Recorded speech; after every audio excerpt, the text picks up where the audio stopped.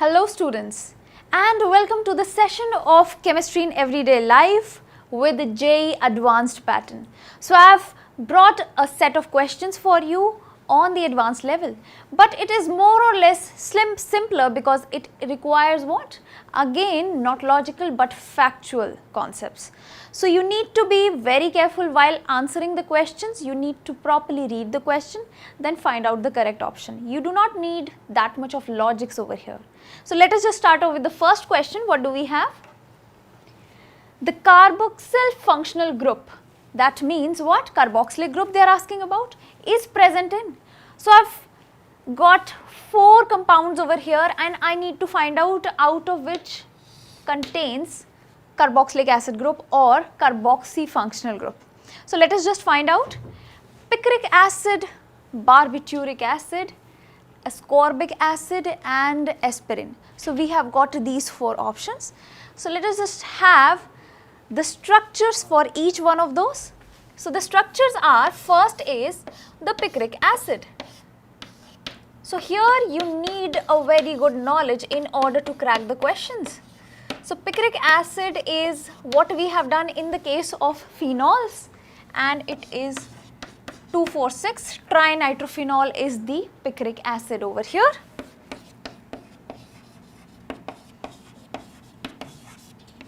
So that is nothing but the picric acid. Now let's move on to barbituric.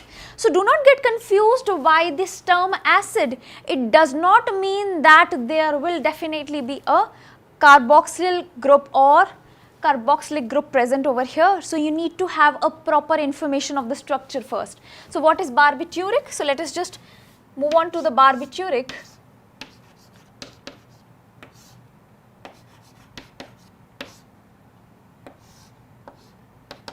So that is what barbituric is.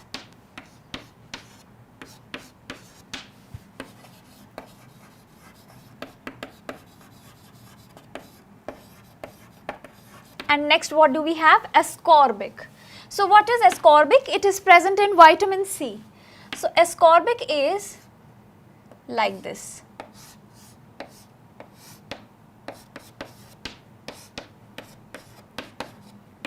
So again and again I am saying you need to have proper information of the structures. So here what do we have?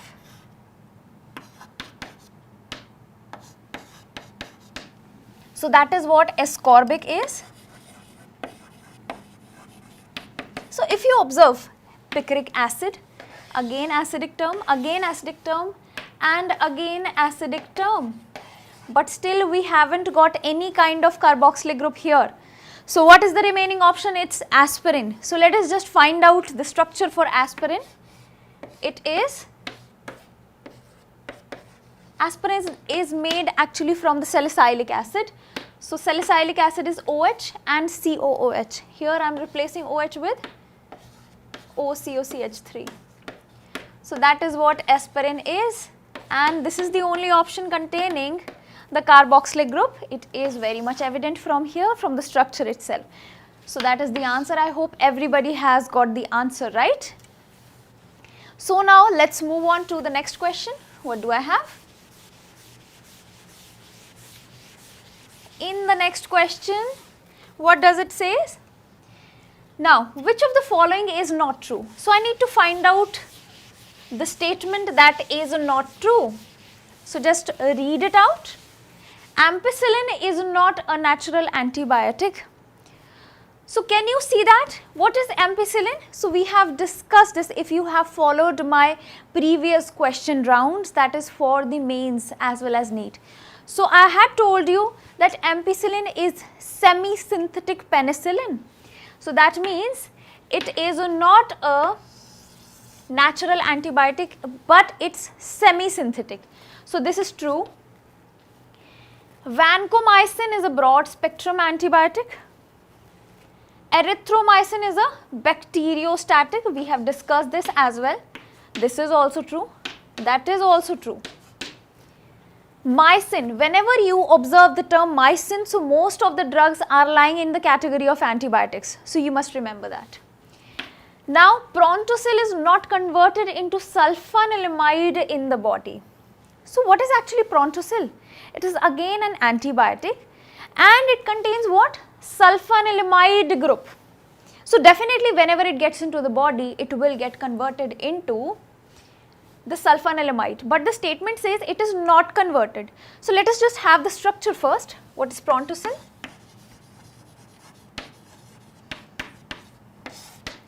So Prontosil is actually, it's a kind of an azo compound.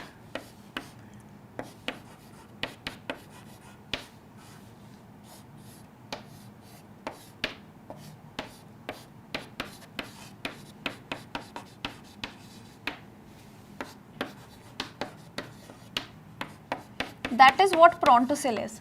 And if you see over here, which is the sulfanilamide group? That is the sulfanilamide group. And it actually gets converted into parasulfanilamide whenever it gets into the body. So this would be NH2. So that is what sulfanilamide is.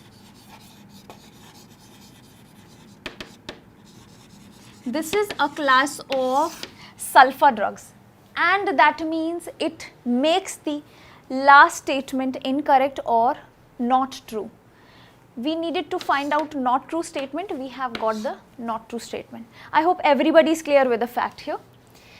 Now let's just move on to the next question. What do we have? We have got a multiple choice question here.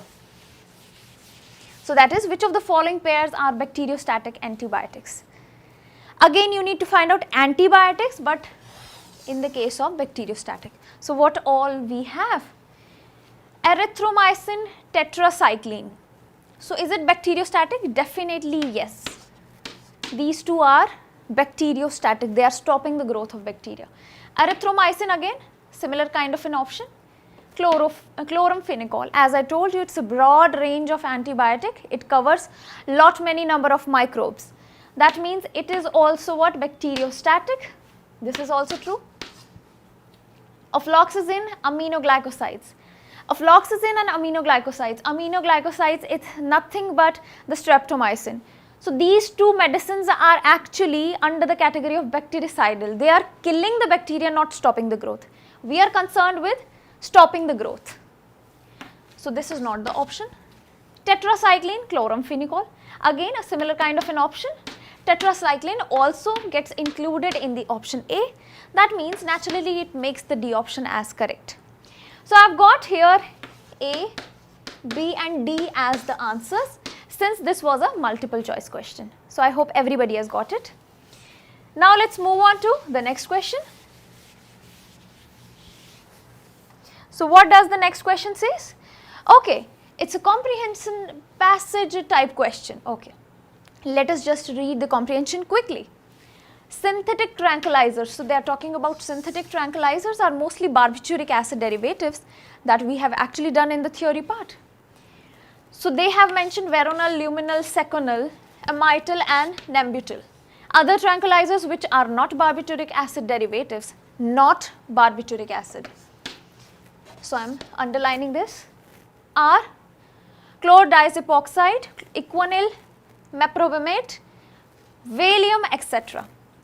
So opium alkaloids, now they are taking up opium ones which are narcotic.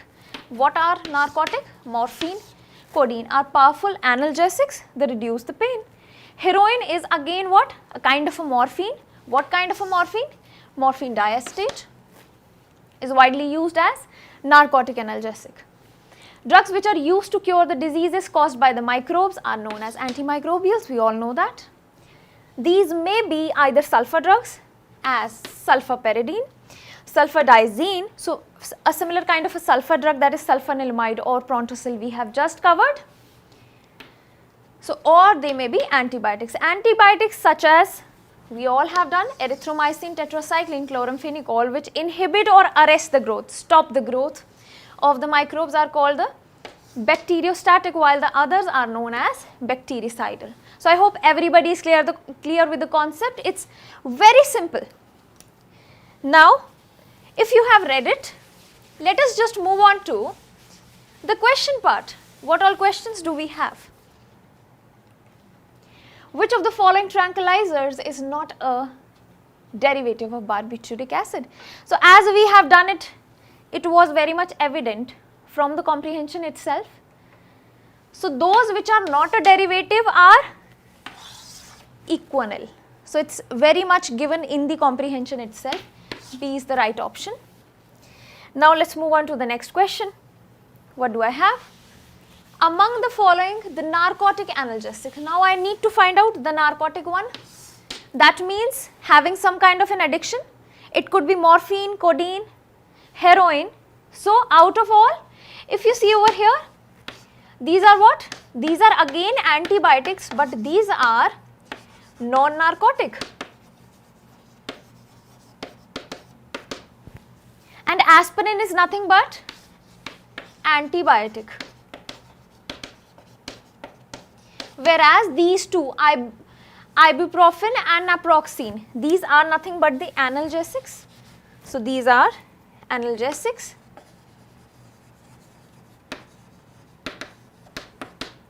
In fact, this is also an analgesic. So let me just correct this out. That means I am left with heroin, again causing addiction, reducing the pain. So it is a narcotic drug. So I hope everybody is clear with the fact. Let's just now take up next question. So what do I have next? Now, which of the following is an are antibacterial? So I need to find out antibacterials, or I can say antibiotics, or I can say antimicrobial. So penicillin, antibiotic, bactericidal, sulfapyridine, class of sulfur drugs, antimicrobial, or I can say antibacterial. Ofloxacin, again bactericidal, and definitely this is the option depicting all of those are antibacterials. I hope everybody has got the answer. It's too simple. So let's move on. The bactericidal, okay, it's cidal, just correct it, cidal, bactericidal and bacteriostatic antibiotics respectively are.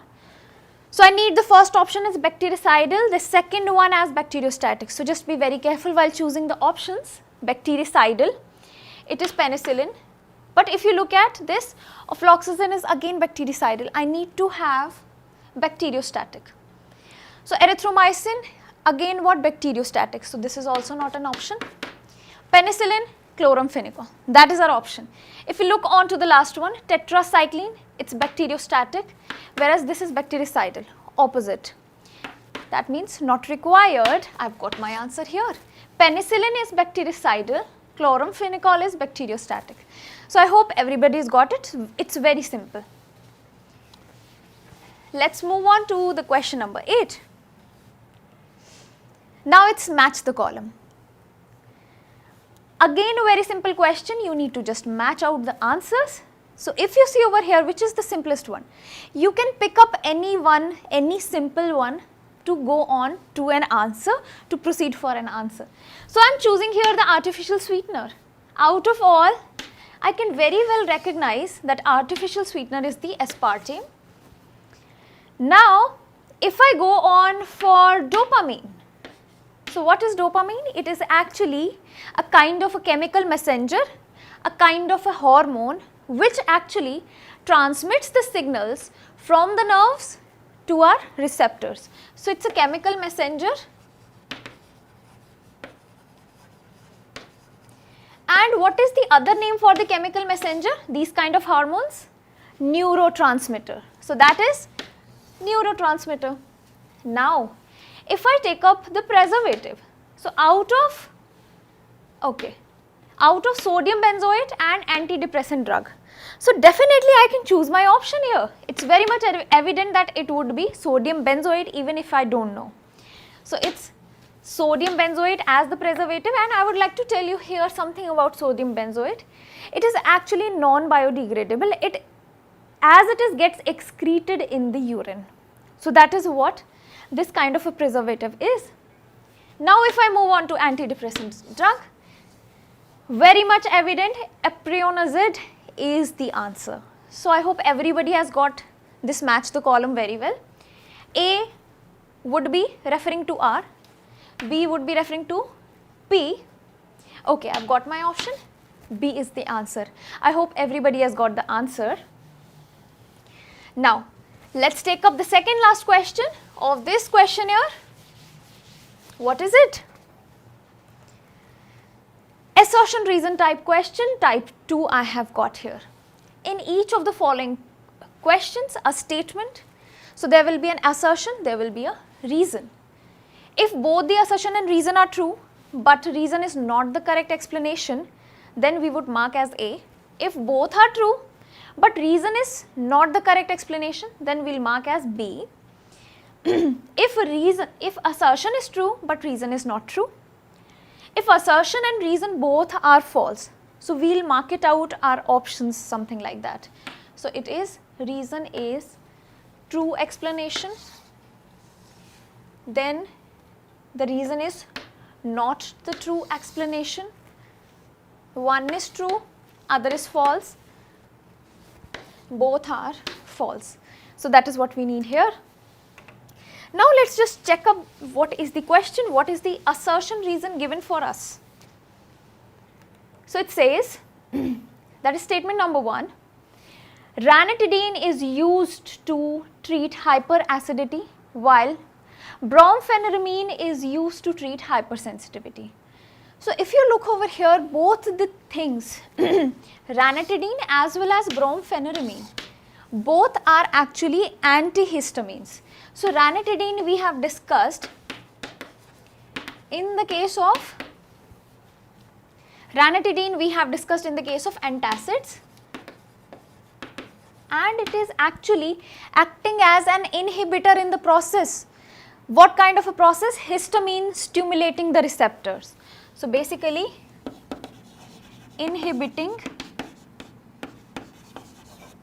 the process of histamine stimulating, or I can say binding the receptors. So, that is what is the function of ranitidine. That means it automatically makes ranitidine not just an antacid but antihistamine. So, that is antihistamine. And I would like to say here is brompheniramine is actually an anti-allergic, is an antihistamine. So, that is a proper antihistamine, and again it has got the similar kind of a function as that of ranitidine, but here the function is not in the stomach but some other part of the body. Statement 2 says both the drugs are antihistamines. Yes, definitely. That means both the statements are true. This is true. This is true. But what is missing over here? That statement 2 is not a proper explanation because it does not explain the hyperacidity and the hypersensitivity issue which these drugs are treating. That means they are antihistamines but they are not actually explaining the activity over here. That means that is not a correct explanation. We have got our answer as B. What does B says? That statement 1 is true, 2 is also true, but 2 is not the correct explanation. So, that is what we are choosing over here, that is B. I hope everybody has got the answer here. Now, let us move on to the very last question. What do we have? Again the assertion reason type question.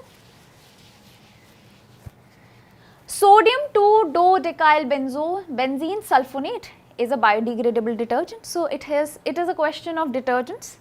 What is the reason detergents having highly branched chains are biodegradable? First of all, the reason is untrue. Why? Those detergents which are having branches are non-biodegradable. So, having branch chains are non-biodegradable, not biodegradable. What is the second thing over here? The chains, the detergents having straight chains, that means having straight chains. So those are biodegradable.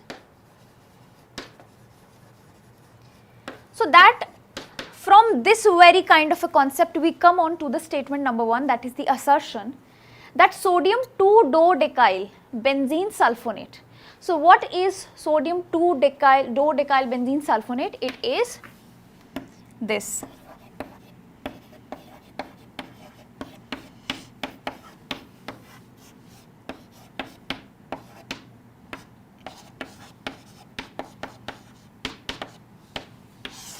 That is sodium 2-dodecyl benzene sulfonate, and they are saying it is a biodegradable detergent. Let us just check whether it is branched or not. So if you see here very carefully, I have got a straight chain over here. It's a straight chain detergent. That means what? It will definitely be biodegradable, as we have written over here. Branch chains are non-biodegradable, so just remember that.